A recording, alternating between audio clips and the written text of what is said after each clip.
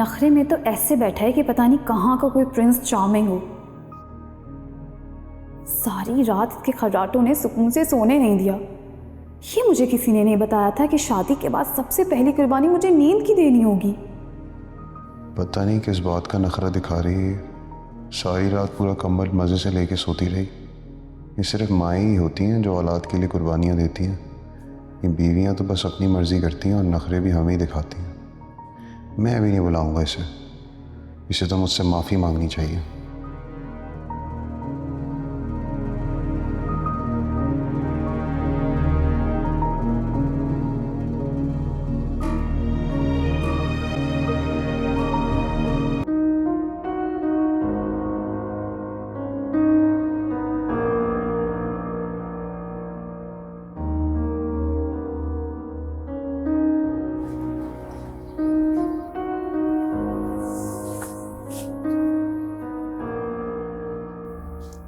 I'm sorry।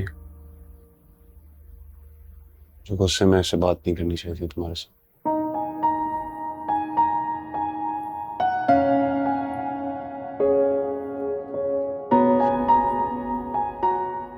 अच्छा sorry ना, हम कहीं बाहर चलते हैं खाना खाने के लिए। मुझे भूख नहीं है। यार I'm sorry, नहीं होगा तो।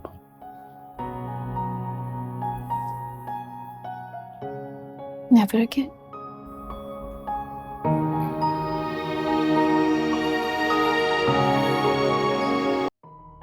बोलो बेटा, ऐसी क्या परेशानी की बात है जो इतनी इमरजेंसी में बुलाया? सब खैर तो है ना? तुम्हारे अब्बू को कहीं ज़रूरी काम से जाना था, लेकिन तुम्हारे बुलाने पे हम यहाँ आ गए। हेमल बेटा, सब ठीक तो है ना? मेरा दिल हौल रहा है, बताओ ना बात क्या है? आंटी, अम्मी, अब्बू, अब जो हम बात करने जा रहे हैं उसके लिए हम चाहते हैं कि आप हमें तहम्मुल से सुने और बड़ा दिल रखें। बोलो, क्या बात है? सब पढ़े लिखे हैं, जो भी बात है खुल के कहो। अम्मी, पढ़े लिखे होने में और पढ़ी लिखी सोच रखने में बहुत फ़र्क होता है। हमारी सोसाइटी आज भी अपनी सोच की मोहताज है। बेटा हमें बातों में मत उलझाओ, जो भी कहना है साफ साफ कहो, हम सुन रहे हैं।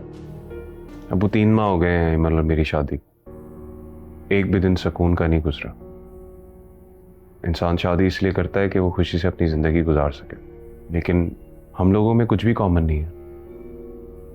हम दोनों एक बेमकसद सी ज़िंदगी गुजार रहे हैं। तो ये बातें अब क्यों बता रहे हो हमें? शादी हो गई है, जैसा भी है निभाना तो है ना, सभी निभाते हैं। हाँ बेटा, शादी के बाद ही मियाँ बीवी की खामियां उनके सामने आती हैं।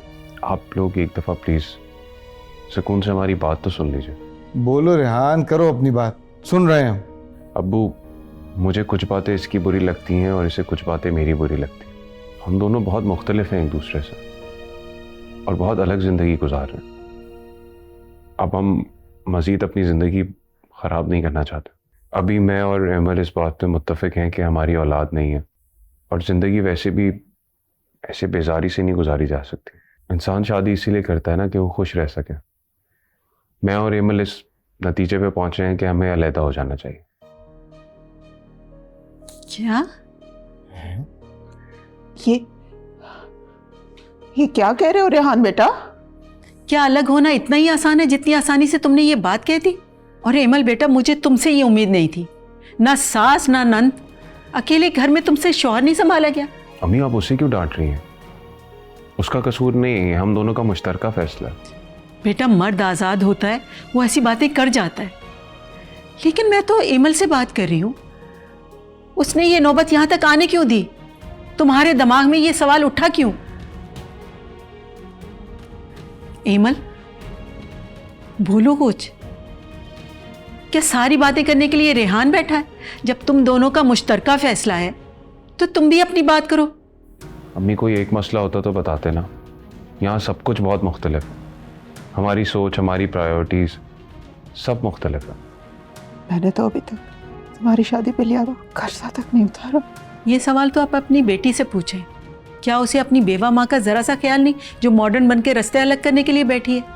भाई, लड़कियां तो भरे ससुराल को संभालती हैं, शौहर को देखती हैं, बच्चों को देखती हैं। इनसे पूछें कौन सी जिम्मेदारी है इन पे।